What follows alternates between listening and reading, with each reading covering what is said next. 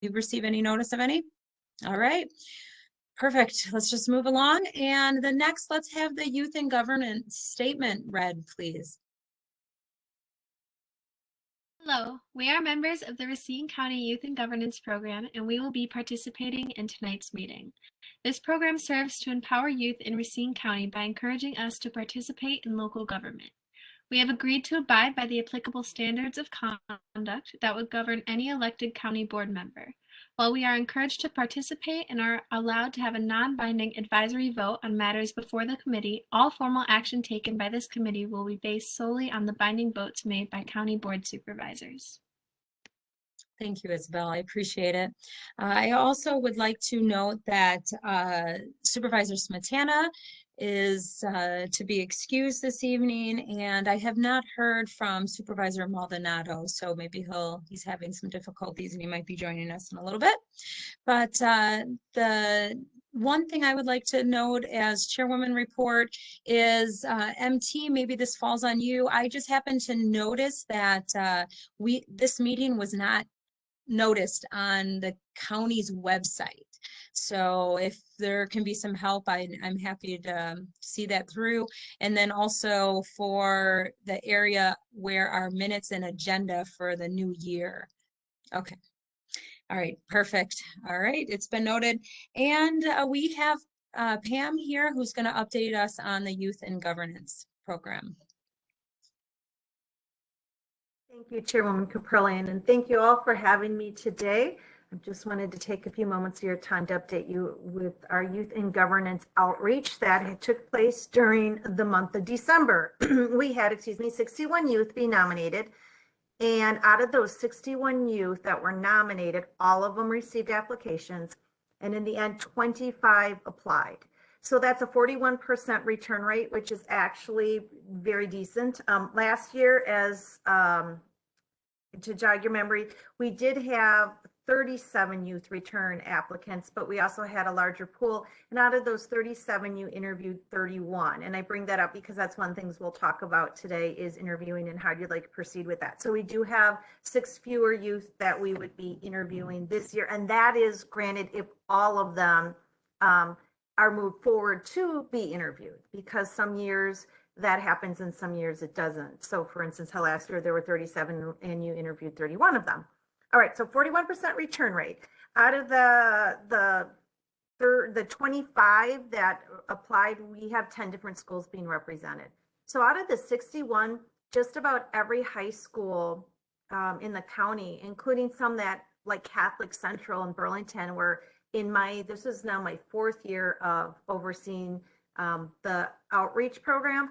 We've never had anyone during my time from Catholic Central. So that's what's neat. We had Burlington High School again applied, that sort of thing. So everyone, like just about everyone except the real school, didn't receive any nominations from them. So, but we do have 10 different schools represented through the applicants. Now the next step for all of you is to screen those. So what I will be doing is later this week, Friday at the absolute latest, I will send to you all 25 of those applications via email.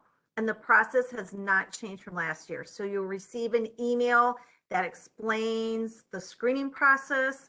You will receive a application screening form, and it'll look just like last year. And I know it's not ideal, but there's a top one and a bottom. That's just kind of to jog your memory. So you can do there's 2 youth to each sheet. So and it's all in Word, so you can either just keep making copies, or if you choose to print them, you can. Depending on when your due date is, I could mail you hard copies if you so choose, but then that means you'd have to extend your turnaround rate or date. So just know that everything will be in Word or Excel so that you can easily fill it in and send it back to me. So the questions have remained the same. You'll be evaluating questions 1, 3, 4, and 6, and they're on there. And then you also screen them for, can the applicant express himself or herself, themselves clearly? So those are the questions.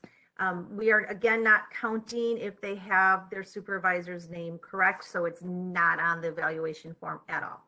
So that's the first step. You evaluate the 25 applications. Then you also in your email, you will receive a youth in governance selection score sheet. All 25 names are in alphabetical order. All you have to give me is the score that you rated that applicant and send it back to me. And then I will fill in that big spreadsheet and keep a running total of everyone. So that is the screening process. And I know last year we had them due on February 1st, which was a Monday. This year that would be January 31st. I thought, it's probably easier to remember February 1st. Plus then I can always send a gentle reminder on the 31st if I haven't gotten anybody's, just saying, oh, reminder, screening forms are due tomorrow. That being said, that gives you 2 weekends. However, interviews aren't until February 23rd. So if you want a third weekend, we can, but I'll let you, the committee decide which works better for you. If you're okay with Tuesday, February 1st, if you prefer Monday, January 31st, or if you want to push it back to February 7th.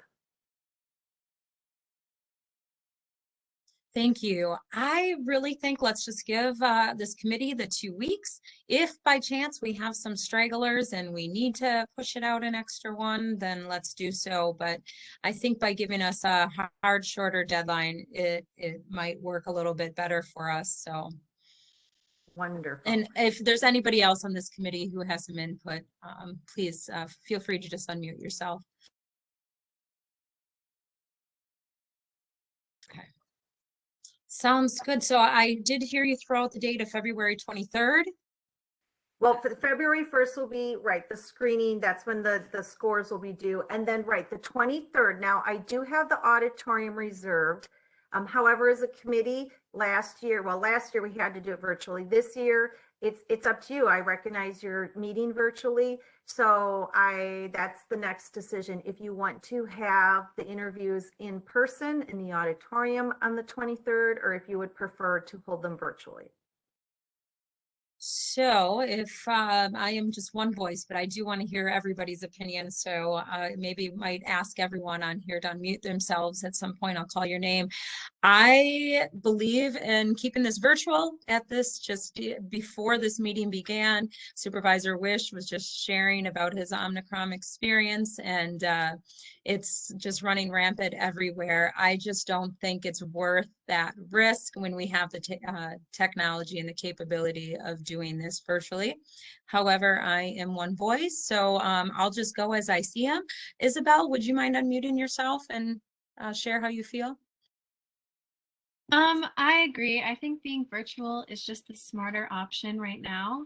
As a student, I have a very busy senior year, and with all my college interviews that I'm doing, I can't get sick at this time.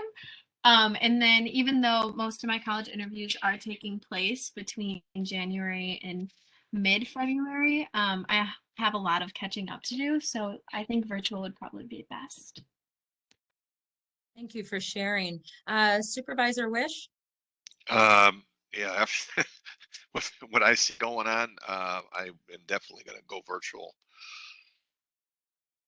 Thank you for that. Supervisor Cruz?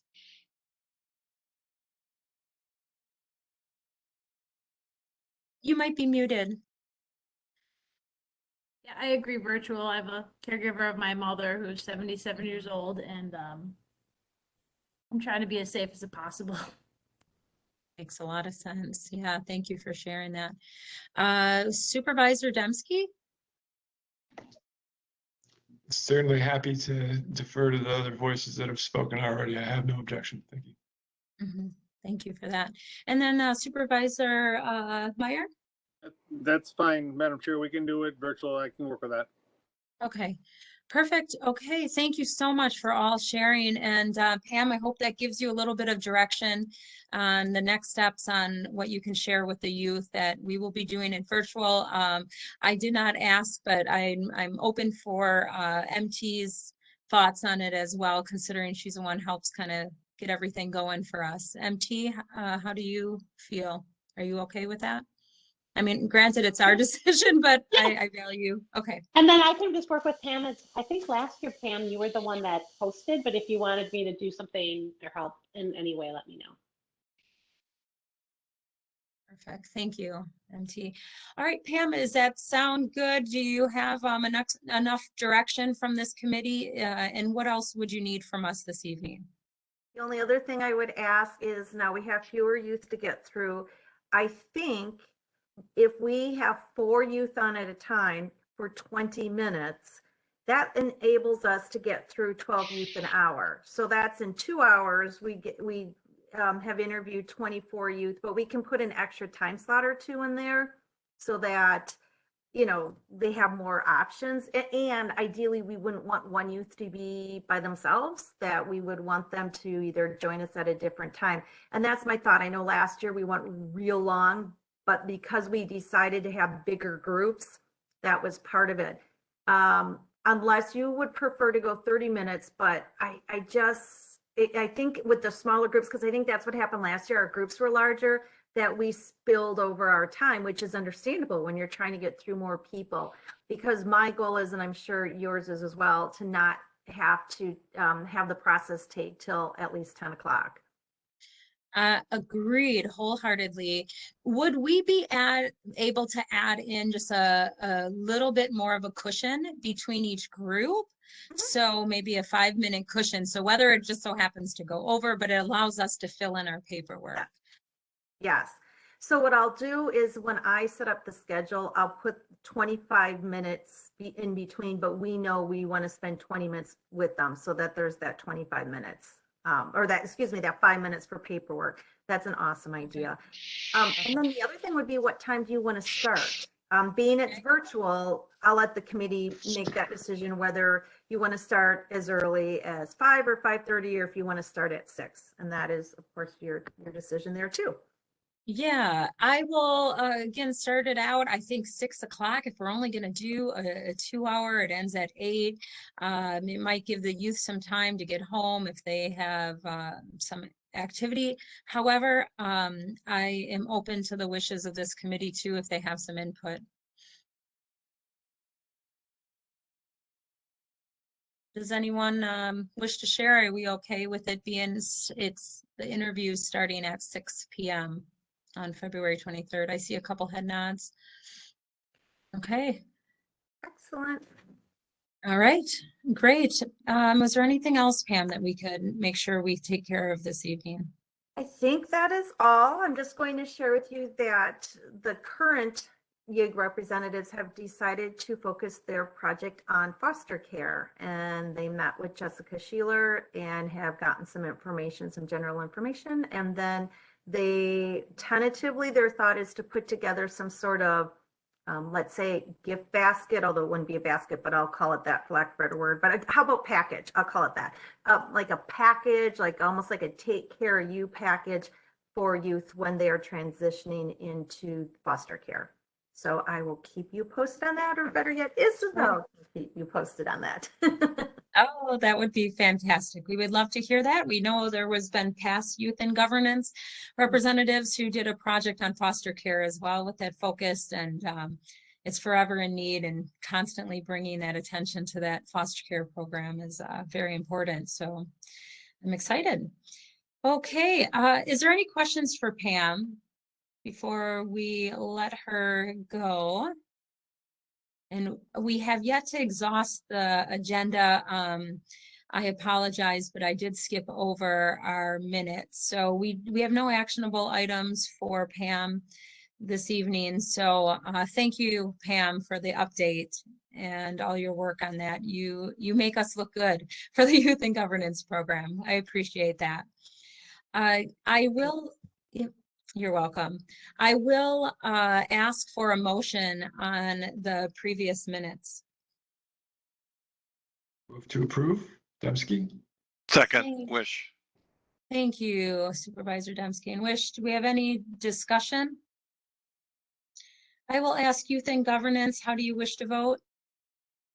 Aye. Thank you. Then the committee, how do you wish to vote? Aye. Aye. Aye. Is there any nays?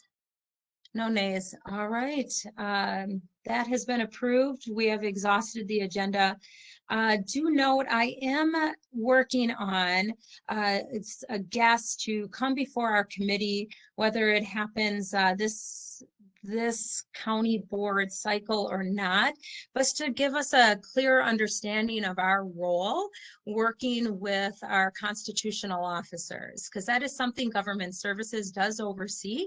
So I am just trying to solidify that. I just want to prepare you for that, because that meeting would require just a little bit more time to set aside. So I will let you know when we have that, or you'll just see it on the agenda and know what that's about. But please feel free to contact me too if you have questions or ideas. With that, if there's no comments, I would just ask for a motion to adjourn. Move to adjourn. All right, it's been moved. Do we have a second? Second. It's Cruz. Okay, Supervisor Cruz has a second, and because we've exhausted the agenda, we don't need to call the vote. So I call the meeting adjourned at 6:24. Thank you, everyone. And Supervisor Wish, I'm glad you're feeling better. Everybody stay safe. This stuff is no fun.